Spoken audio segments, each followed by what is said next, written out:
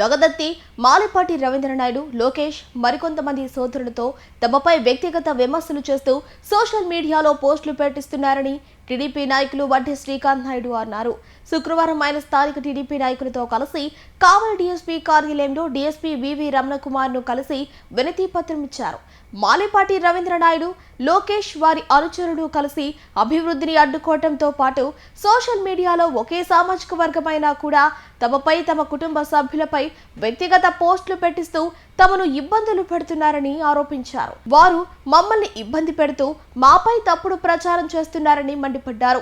నిజం ఇంట్లో నుంచి బయటకు వచ్చే తలికే అసత్యం ఊరంతా తిరిగిందన్న సందాగా మాలపాటి కుటుంబం జగత్తులో చేసే అరాచకాలు, అన్యాయాలు, ఘోరాలు, నేరాలు ఇవన్నీ బాహ్య ప్రపంచానికి తెలియకుండా ఇన్ని రోజులు జరిగింది. కానీ ఇప్పుడు వాళ్ళు చేసే నేరాలు, ఘోరాలు బాహ్య ప్రపంచానికి తెలుస్తున్నాయని చెప్పి దాన్ని ముందుగానే పసిగట్టి దొంగే దొంగ అన్నట్టుగా నిజం ఇంటి నుంచి బయలుదేరే ముందే అసత్యం ఊరంతా చుట్టొచ్చిందన్న సామెతగా వాళ్ళు చేసే ఘోరాలు ఆ స్థాయిలో ఉన్నాయి. వాటిని కొన్ని మాత్రమే ముందుకు తీసుకురావడం జరుగుతుంది. ఆగస్టు 15వ తేదీన సిబిఎన్ ఆర్మీ అనే గ్రూప్ లో పూరిమెట్ల మనోహర్ అనే ఒక వ్యక్తి నన్ను, నా కుటుంబాన్ని, నా కుటుంబ సభ్యులను, మరీ ముఖ్యంగా మా కుటుంబంలో ఉన్న మహిళలను కించపరుస్తూ అసభ్యకరంగా, అగౌరవంగా, అమర్యాదగా అసత్యాలను వాట్సాప్ లో పోస్ట్ చేయడం జరిగింది. ఈ పోస్ట్ చేసిన తర్వాత నేను నేరుగా పోలీస్ స్టేషన్కి వెళ్ళి జగత్ పోలీసులకి ఈ పూరిమెట్ల మనోహర్ అనే వ్యక్తి ఈ విధంగా అసత్యాల్లో అభియోగాలు చేస్తూ అన్యాయంగా మా కుటుంబ గౌరవాన్ని భంగం కలిగించేలా ఈ సోషల్ మీడియాలో పోస్ట్ పెట్టాడు. సిబిఎన్ ఆర్మీ అనే పోస్ట్ పెట్టారు. ఈ పోస్ట్ పెట్టడానికి వెనక మాలపాటి రవీంద్ర బాబు, అదేవిధంగా మాలపాటి లోకేష్, కంచెర్ల సునీల్ కుమార్, అదేవిధంగా మాలపాటి సుధాకర్ రావు అనే వీళ్ళ ప్రోద్బలంతో ఈ పోస్ట్ పెట్టాడు అని చెప్పి నేను లీగల్ గా పోలీస్ స్టేషన్ లో కంప్లైంట్ చేయడం జరిగింది. అది జరిగిన తర్వాత ఇప్పుడు 15వ తేదీ జరిగింది. 16వ తేదీ ఆదివారం, 17వ తేదీ సోమవారం రోజు నేను కలెక్టర్ ఎస్పీ కార్యాలయంలో గ్రీవెన్స్ డేకి వెళ్ళి నాకు జరిగిన అన్యాయాన్ని ఎస్పీ కార్యాలయంలో గ్రీవెన్స్ డేలో ఎస్పీ గారి దృష్టికి తీసుకెళ్లడం జరిగింది. ఎస్పీ గారు దాని మీద ఎంక్వైరీ చేసి చట్ట ప్రకారం యాక్షన్ తీసుకోవాల్సిందిగా జగత్ ఎస్ఐ గారిని ఆదేశించారు.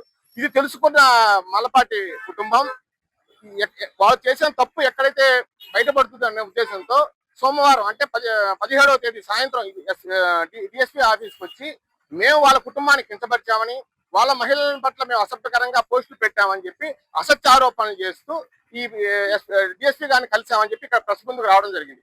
నేను ప్రెస్ వేదికగా నేను వాళ్ళ ముక్కుసూటిగా నేను ఏమని అడుగుతున్నాను అంటే, మీ కుటుంబ సభ్యుల్ని మేము కించపరిచేలా మీద పోస్టులు పెట్టున్నామంటే అది బహిర్గతం చేయండి, అది పోలీస్ స్టేషన్ లో కంప్లైంట్ ఇవ్వండి, నా మీద చట్ట ప్రకారం చర్య తీసుకోండి, నేను చట్టాన్ని గౌరవిస్తాను, చట్టబద్ధంగా వ్యవహరిద్దాము, అంతేగాని పోస్టులు చేస్తున్నాడు అని చెప్పి అభియోగాలు చేయడం కాదు. నేను రికార్డెడ్ గా చట్ట ప్రకారం నేను పోలీస్ స్టేషన్ లో నాకు జరిగిన అన్యాయం మీద నేను కంప్లైంట్ చేశాను. తర్వాత ఎస్పీ గారిని కలిశాను. నేను లీగల్ గా ప్రొసీడ్ అవుతున్నాను. నేను లీగల్ గా ప్రొసీడ్ అయిన 2 రోజుల తర్వాత మీరు అవాకులు చవాకులు పేలుతూ మీడియా ముందుకు వచ్చి ఏదో జరగని దాన్ని జరిగినట్టు బూచి చూపించే ప్రయత్నం చేస్తున్నారు. ఇది తప్పు, ఇది ముమ్మాటికి తప్పు. నేను మీ కుటుంబ సభ్యుల్ని ఎప్పుడు కూడా ఏ గ్రూపుల్లో కూడా అసత్యంగా అభియోగాలు చేస్తూ అగౌరవంగా నేను ఏ మెసేజ్ పెట్టలేదు.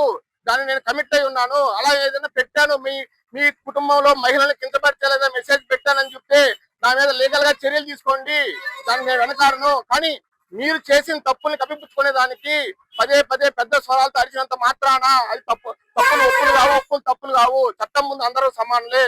ఇది ముఖ్యమైన విషయం. ఇంకో విషయం, దాగదర్తిలో నేరాలు, ఘోరాలు జరుగుతున్నాయి, అరాచకాలు జరుగుతున్నాయి. ఒడ్డే కుటుంబం అరాచకాలు చేస్తుందని చెప్పి నువ్వు మీడియా ముందు మాట్లాడావు. అరాచకాలు జరుగుతున్నాయి. అరాచకాలు చేసేది ఎవరో ఒక్కసారి నీకు తెలుస్తుందా? మన తెలుగుదేశం పార్టీ అధికారంకి వచ్చిన తర్వాత అభివృద్ధి కార్యక్రమాల్లో భాగంగా మండల పరిషత్ కార్యాలయం ఎదురుగా సిసి రోడ్లు శంకుస్థాపన శిలాఫలకం అయితే శిలాఫాలు కొట్టింది ఎవరు? మీరా, మేమా? దీన్ని మీ సమాధానం చెప్పగలరా? అదే విధంగా 2025 మా కుటుంబ సభ్యులు నిర్వహిస్తున్న డాబా హోటల్ మీద దాడి చేసింది ఎవరు? ఆ కేసు ఎవరి మీద ఫైల్ అయ్యి ఉందో ఆ విషయాలు తెలుసా? ఆ రోజు పోలీసులు అడ్డుకుంటున్నా గానీ పోలీసులకు అలివి కాకుండా పోలీసుల మీద విరుచుకుపడి మా డాబా హోటల్ మీద దాడి చేసింది ఎవరు? ఆ దాడి చేసిన వీడియోల్లో 30 మందికి పైగా వీడియోలు ఉంటే కేవలం 9 మంది మీద కేసు కట్టారు. అక్కడ పోలీసుల ద్వారా మాకే అన్యాయం జరిగింది, మీకు కాదు అన్యాయం. మీరు అన్యాయం చేసి అన్యాయం మీద పైచేయి సాధించింది మీరు. ఆ తర్వాత 2025 డిసెంబర్ 10వ తేదీన హైదరాబాద్ లో మీ కుటుంబ సభ్యులు ముమ్మాటికి చెప్తున్నాను, మీ కుటుంబ సభ్యుల యొక్క ప్రమేయంతో నా మీద సుపారీ హత్య జరిగింది. ఆ హత్యకు సంబంధించి మీ కుటుంబ సభ్యుల హస్తం ఉంది. మీ కుటుంబ సభ్యులు నేను సమావేశంగా పేర్లు కూడా చెప్పగలుగుతున్నాను. అన్జ్యుడిషియల్ పోలీస్ వ్యవస్థలో ఉంది కాబట్టి నేను పేర్లు చెప్పలేకపోతున్నాను. మీ కుటుంబ సభ్యుల ప్రమేయంతో, మీ కుటుంబ సభ్యుల ప్రోద్బలంతో, మీ కుటుంబ సభ్యుల యొక్క అక్రమాలతో, మీ కుటుంబ సభ్యుల యొక్క డబ్బులు ఇచ్చి సుపారీ గ్యాంగ్ ఎంగేజ్ చేసుకొని నన్ను నన్ను అంతం చేయడానికి, నన్ను అడ్డు తొలగించుకోవడానికి హైదరాబాద్ నగర నడిబొట్టున సుపారీ గ్యాంగ్ తో నా మీద దాడి చేయించారు. అదృష్టవశాత్తు ప్రాణాలతో బయటపడ్డాను. ఇది హైదరాబాద్ పోలీసుల విచారణలో ఉంది. పోలీసు విచారణలన్నీ కూడా మీ కుటుంబం వైపే చూపిస్తున్నాయి. మీ హత్య చేసింది మీరు, చేయించింది మీరు, సుపారీ గ్యాంగ్ మనీ చేకూర్చింది మీరు. పక్కా ఆధారాలు ఉన్నాయి. దీన్ని కాదనగలరా? ఇది జరిగిన తర్వాత జనవరి 5వ తేదీ 2026వ తేదీన మా కజిన్ బ్రదర్ కడియాల వెంకట సురేష్ ప్రగతి యూనిట్ ఇన్ఛార్జ్ గా ఉన్నటువంటి కడియాల వెంకట సురేష్ ఇంటి మీద దాడి చేసింది ఎవరు? గృహోపకరాల వస్తువులు పగలగొట్టింది ఎవరు? టీవీలు ధ్వంసం చేసింది ఎవరు? తలుపులు పగలగొట్టింది ఎవరు? కిటికీలు పగలగొట్టింది ఎవరు? పాకిస్తాన్, ఆఫ్ఘనిస్తాన్ లో ఉగ్రవాదులు చేసే చర్య మీరు చేసి ప్రగతిలో చేసి క్రైమ్ నెంబర్ 3/2026 ప్రగతి పోలీస్ స్టేషన్ లో కేసు ఎవరి మీద నమోదై ఉంది? ఆ కేసు ఇంతవరకు ఎందుకు ముందుకు రావట్లేదు? 15 రోజుల క్రితం మా సోదరుడు గౌరవ ముఖ్యమంత్రి ఆ కేసు మీద విడతపత్రం ఇవ్వడం జరిగింది. ఎస్పీ గారికి విడతపత్రం ఇవ్వడం జరిగింది. ఆ కేసు ఇప్పుడు ముందు జరుగుతున్న ఉద్దేశంతో అవాకులు చవాకులు పెడుతున్నారు. ఇది తప్పు.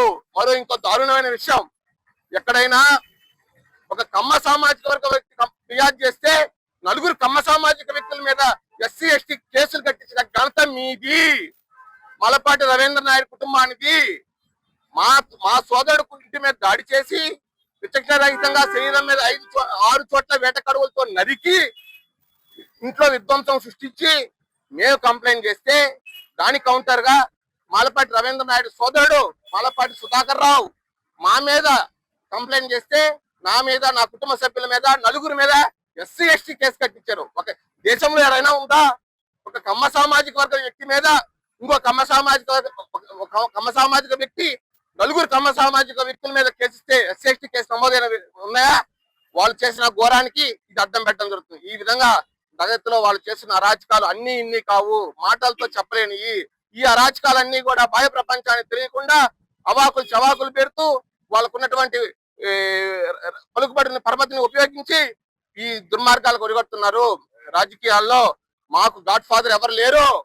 మీలాగా షాడో నేతలు అనుకుని మిమ్మల్ని నడిపించినట్టు మమ్మల్ని ఎవరు నడిపించే వాళ్ళు లేరు. మాకు గాడ్ ఫాదర్ కానీ తెలుగుదేశం పార్టీలో చంద్రబాబు నాయుడు, లోకేష్ అన్ని. మేము తెలుగుదేశం పార్టీ బేస్ మీద పనిచేస్తున్నాం తప్ప వ్యక్తిగత ప్రతిష్ట, వ్యక్తిగత వర్గాన్ని మేము నడపట్లేదు. 45 సంవత్సరాలు తెలుగుదేశం పార్టీలో ఉన్నాం. మిమ్మల్ని మీ నాయకత్వాన్ని ప్రోత్సహించాం.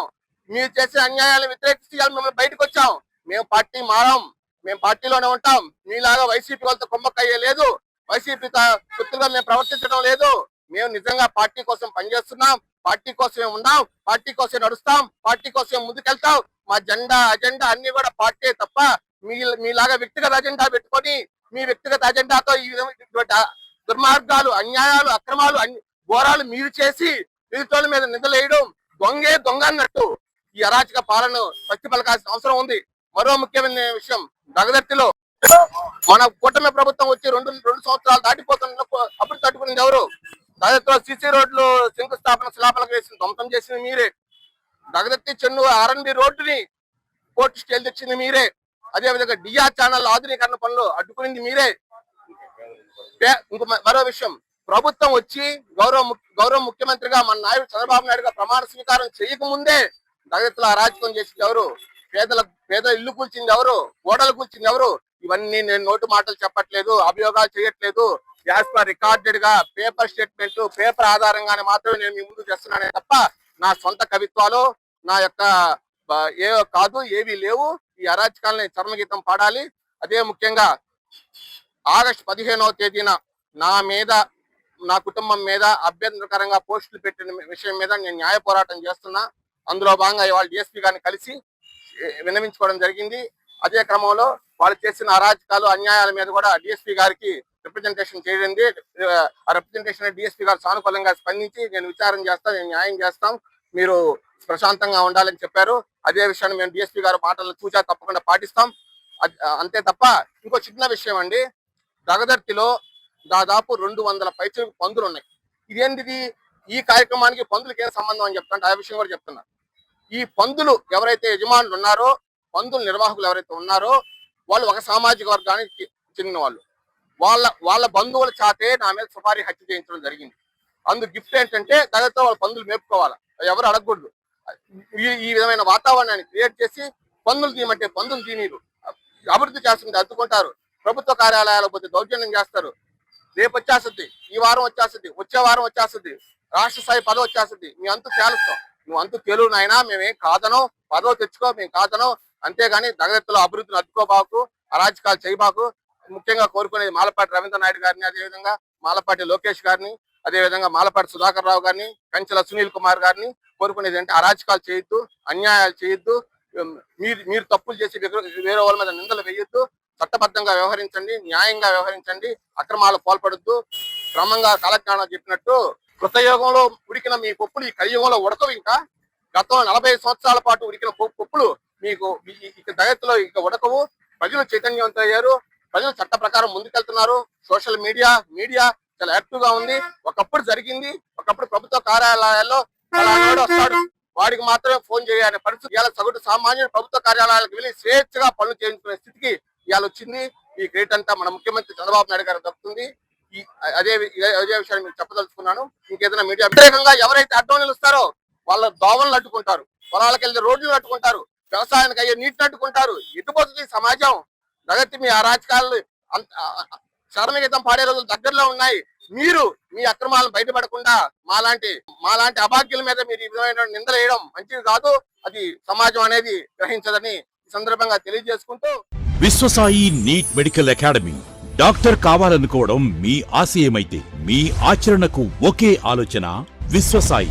నీట్ లో సీటే మీ లక్ష్యమైతే ఆ లక్ష్యాన్ని ఛేదించగలిగే ఒకే ఒక్క చోటు విశ్వసాయి. విద్యార్థుల ఆశయాన్ని, తల్లిదండ్రుల కలలు నిజం చేసుకోవడానికి నిజమైన మార్గమే విశ్వసాయి నీట్ మెడికల్ అకాడమీ. ఎందుకంటే స్థాపించిన సంవత్సరం నుంచి ఎందరో విద్యార్థుల్ని డాక్టర్లుగా మార్చి వారి ఆశయాన్ని చేరువ చేసిన విద్యా సంస్థ విశ్వసాయి. అనతి కాలంలోనే 1200కు పైగా మెడికల్ సీట్లు సాధించిన విశ్వసాయి చరిత్ర ఒక ఘనత. అపార అనుభవజ్ఞులైన డైరెక్టర్స్, అత్యుత్తమమైన ఫ్యాకల్టీ, అత్యున్నత ప్రమాణాలతో కూడిన విద్యాబోధన, ప్రణాళికాబద్ధమైన స్టడీ మెటీరియల్స్, ఎటువంటి ఒత్తిడి లేకుండా స్ట్రెస్ ఫ్రీ ఎడ్యుకేషన్ అందిస్తున్న సంస్థ విశ్వసాయి నీట్ మెడికల్ అకాడమీ. అందుకే నీట్ లో సీట్ సాధించాలంటే the one and only choice Viswasai NEET medical academy. 2027 NEET long term అడ్మిషన్లు ప్రారంభమైనవి. సంప్రదించండి Viswasai NEET medical academy, Nellore, Tirupati.